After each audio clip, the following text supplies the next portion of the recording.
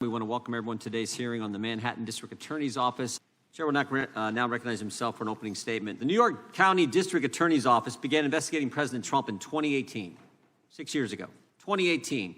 But it wasn't Alvin Bragg, it was Cy Vance. Southern District of New York, months later, concluded its investigation into payments made by Michael Cohen and determined no charges should be brought against President Trump. Of course, while this was going on, Alvin Bragg was running for the job, vowing to go after President Trump, bragging about the number of times he had already sued President Trump. Mr. Bragg ultimately wins and takes office in January of 2022. First thing he did, the day one memo. 10-page policy memo to his staff instituting progressive, soft-on-crime, anti-victim policies. Felony armed robbery charges get reduced to misdemeanors. He instructed his staff, except for homicides, not to seek prison sentences for individuals. And guess what came next? Rising crime. During that first year, violent crime in Manhattan was at an all-time high. New York City saw a 23% surge in major violent crimes. In fact, we heard from some of these victims of crime at our field hearing up in New York City 13 months ago. A mother whose son's murderers were allowed to walk free because of Alvin Bragg's soft-on-crime prosecutors. A bodega owner who was violently attacked, yet Bragg's office initially charged him.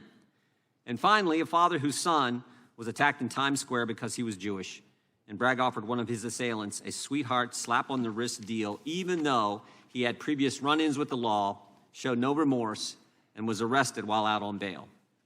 A few weeks after this day one memo, Alvin Bragg told one of his prosecutors, Mark Pomerantz, quote, he could not see a world in which he would indict President Trump and call Michael Cohen as a prosecution witness. That's right, after campaigning on going after the former president, Alvin Bragg gets into office and realizes the case against President Trump is ridiculous. And that's why the Southern District of New York didn't bring it. That's why his predecessor, Cy Vance, didn't bring it. Everybody knew Michael Cohen couldn't be trusted. In fact, his former lawyer sat right in this room and told us, you can't believe what this guy says. Michael Cohen's lied to Congress, he's lied to the FBI, and he's lied to court. It's not often you can lie to all three branches of government and yet become the star witness in a prosecution of a former president. Now, what caused Alvin Bragg to do the 180-degree turn? What caused him to change? That special assistant district attorney, Mark Pomerantz. The guy Alvin Bragg had told he could not see a world in which he would indict President Trump and call Michael Cohen as a prosecution witness. That guy resigned in protest of Mr. Bragg's decision not to go after President Trump.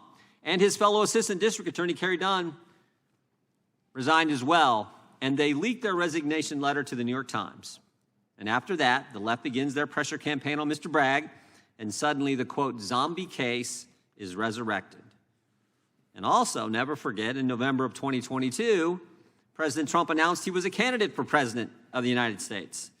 And just a few weeks later, Alvin Bragg hires former senior Biden Justice Department official Matthew Colangelo to come up and run the prosecution. Someone who had a history of taking on President Trump and his family's businesses and had also worked for the New York State Attorney General. Alvin Bragg, the partisan DA that campaigned on going after President Trump, whose newly hired lead prosecutor for the case also had a history of taking on President Trump, had their case now in front of a partisan judge. A judge who had donated to President Biden, who imposed a gag order on President Trump, prevented an expert defense witness from testifying, and also told the jury they didn't need to reach a unanimous decision. And there is the fundamental issue. No one knows what the federal crime is. Bragg and Colangelo bootstrap charges federal prosecutors declined to bring into some kind of never-seen felony.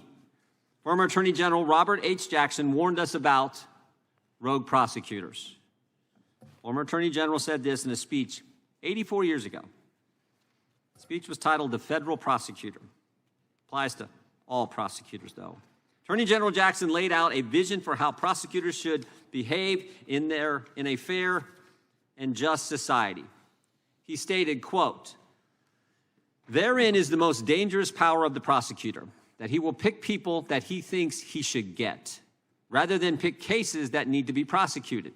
It is here that law enforcement becomes personal, and the real crime becomes that of being unpopular with the predominant or governing group, being attached to the wrong political views, or in a way of the prosecutor, be in the way of the prosecutor himself. And that is precisely what we have here in this situation. Alvin Bragg's prosecution of President Trump was personal, it was based on politics, and it was wrong. And we're going to hear from some expert witnesses today who will give us details into all that. With that, I yield to the ranking member for an opening statement.